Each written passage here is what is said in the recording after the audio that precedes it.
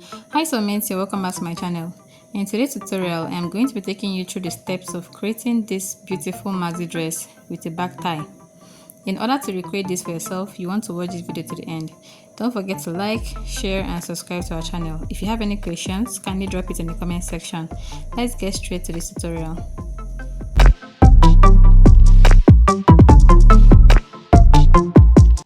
Right here we already have our pattern paper and we've gone ahead to draft out the neckline, the shoulders, the armhole, our bust line and the waistline.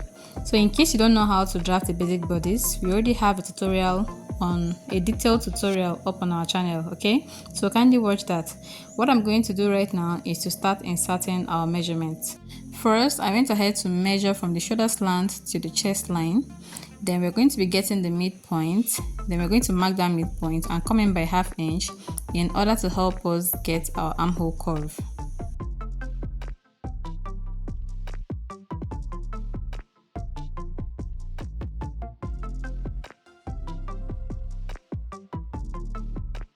So for the back panel, what I did was to measure from the shoulder to the chest line. I got the midpoint and I went ahead to connect from that midpoint back to the chest line. So for this back panel, if you notice, we didn't come in by ½ inch because the front armhole is normally curvier than the back. So after we've done that, I'll be dividing my bust panel, my bust circumference by 4, and whatever I have, I'm going to be marking it here, and I'm going to repeat the same measurement for the bust line. Then for the waistline, we are going to be dividing the waist circumference by 4 plus 1.5. So that 1.5 inch is going to serve as our dart intake. So I'm going to mark this here and I'll connect the lines together.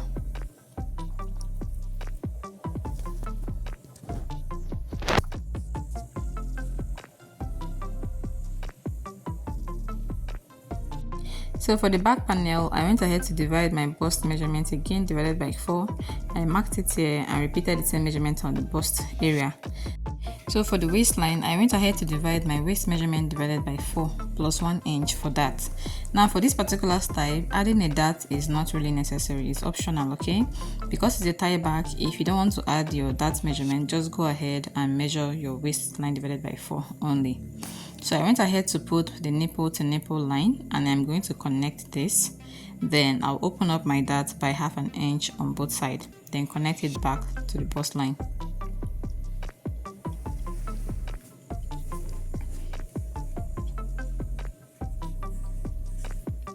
So after I was done doing that, I came to the front panel and I went ahead to mark the nipple to nipple measurement as well. Then we are going to connect these lines together just the way you see me doing here. So for the shoulder line, I came in by 4 inches from the armhole area. Then I am going to be marking it and connecting that line to our dart line. So I'm going to connect it to this point. Yeah. Now if you don't want your shoulder area to be that wide, all you have to do is to come in by 1 inch again from the armhole area and curve it back to the armhole. So for the dart leg, I went ahead to mark 0.75 on both sides. This is to eliminate that 1.5 inch we left for the dart. Then I am connecting these lines all through.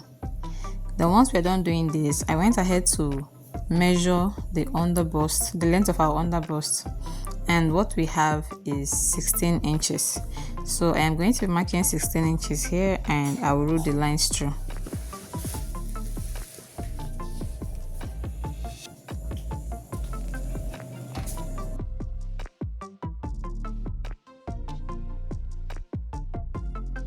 The next thing I'm going to do is to come in from this dart leg area by ½ inch. So I marked by ½ inch here. Then I'm going to be measuring from the center front to that ½ inch. Whatever I have, I'm going to take that same figure to this other dart leg to get my underbust measurement. So whatever I have as my underbust measurement, I am going to mark it here. Then the remaining space we have, we are going to measure it and mark the figure here. So right here we marked ½ inch, and if you measure this remaining place, what we have is ½ inch. Okay, so even if you don't have any space remaining after you've gotten your underbust, just go ahead and still mark ½ inch. This is going to help tighten your underbust. Then I'm going to be connecting from the bust point to that 1/2 inch, okay, just the way you see me doing here. Then I'm going to repeat the same thing for this area to create our bust curve. So after that, we're going to be connecting this under bust line down to the waistline, and I'm going to be doing that with the help of our curved ruler.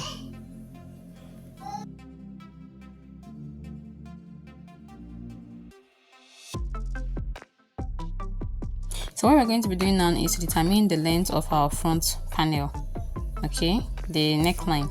So from here I came down by 8.5 inch, then I repeated the same measurements on this area. Then I'm going to be connecting these lines with a dotted line.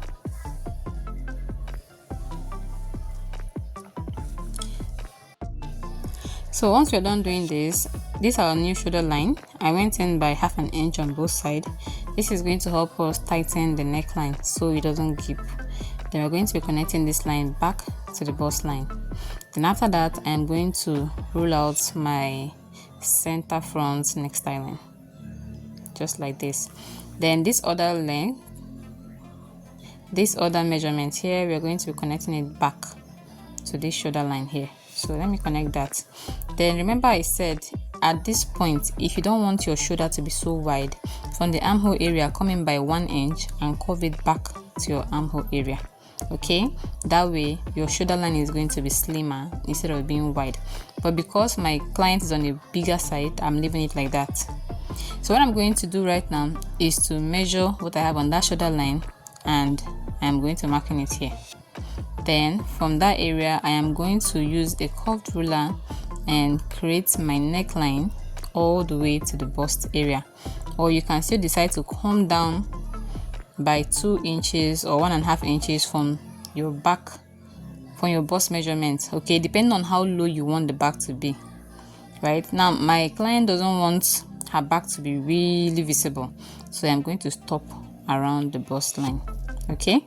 Then from this place we're going to have an extension for our thigh. So basically this is what it looks like for this particular style. Then I'm going to be drawing my bust dart. So we're going to be looking at the difference between the front panel and the back panel. Whatever you have, we're going to mark it here and rule it all the way to the bust line. So obviously we are not using here anymore, and we're not using here as well, okay? So basically this is what it looks like. We're going to go ahead and cut out this pattern. We're going to be transferring this to our fabric.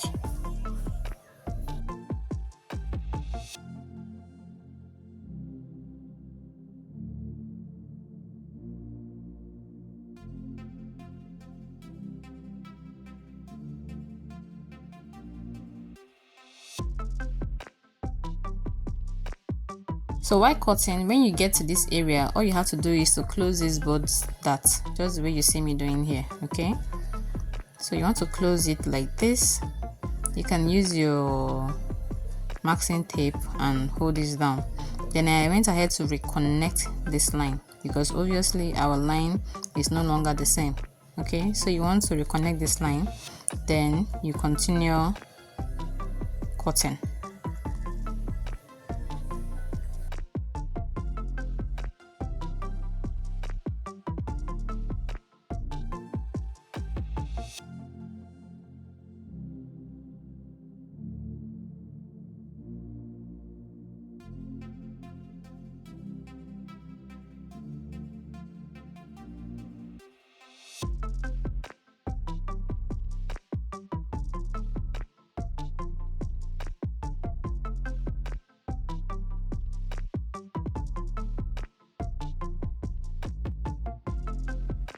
So after we are done cutting all these panels together, this is what we have.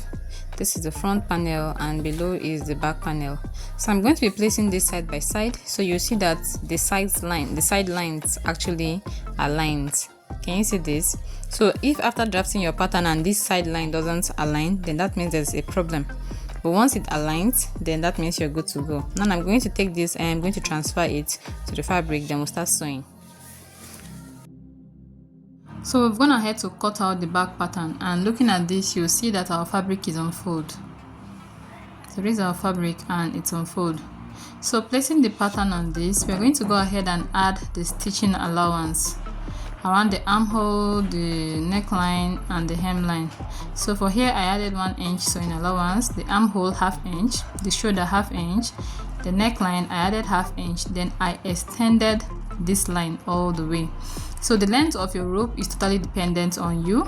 For me, I am making it 25 inches, but what I have here for now is 17, so I'm going to be attaching an extra fabric to make this up to 25 inches. Then for the skirt part of this dress, I already went ahead to cut out the length I needed. So the total yardage of material I'm using is 4 yards because the down part is supposed to be very full. So what I have here is 30 inches for the lower part. So we're going to be setting this aside and we're going to be joining this together. So for the sewing, we have all our pieces cut out already, and we also went ahead to place our interfacings on it, both on the lining and on the fabric itself. So I'm going to be setting this aside, then I will show you how to join them. Another thing to note is for the back panel, we also went ahead to cut this in 4 places. Okay, so we have 4 pieces because we are going to be using the same fabric as the lining for the back panel only, right? Then I'll be attaching the extension like I said. So this is for the skirt, and I actually went ahead to slash this into 2. So one part is for the front bodies and this part is going to be for the back bodies. Okay, so we're going to be keeping this aside. Then this is our pocket for the gown. We actually have a detailed tutorial on this pocket cutting and stitching, so if you actually want to know how to do this, kindly check our other videos. So let's go ahead and start joining this together.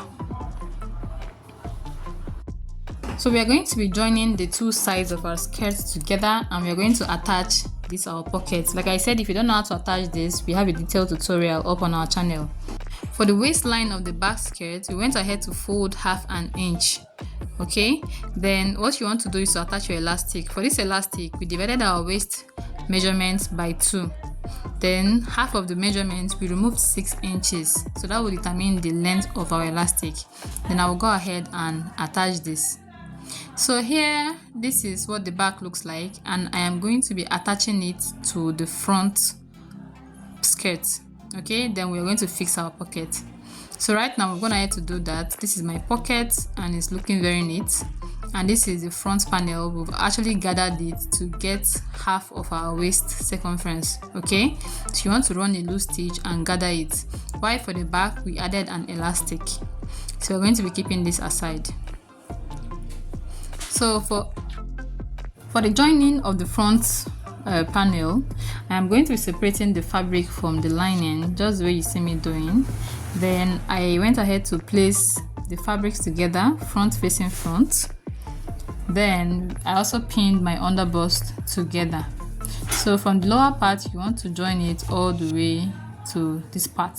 Okay, then you're going to repeat the same thing for this other part. Then after doing this, you repeat the same thing for the lining as well. Now we are done sewing this, and I went ahead to open up the seams and I gave it a very good press. Also, don't forget to notch the sewn part. The next thing I did was to place the fabric and the lining the right side facing each other. Then we are going to go ahead and stitch on the neckline area. So I'm stitching this area. Then you're going to stitch your armhole and this, because it's a sleeveless, of course. Okay, then while doing that, make sure you notch. So I am done sewing this and I went ahead to notch the armhole just so that everything will lay flat. So this area I am notching here as well. Then when you get to this sharp edge, make sure you notch it to get to the tip of your stitches. Okay, just make sure not to cut the place where you've sewn. Then I'm going to continue, and when I get to this other part, I'll do the same thing. So notching this to come very close to the sewn part, it actually helps the edges of this neckline to be relaxed. So once I'm done doing that, I am going to turn this inside out and I'll give it a very good press.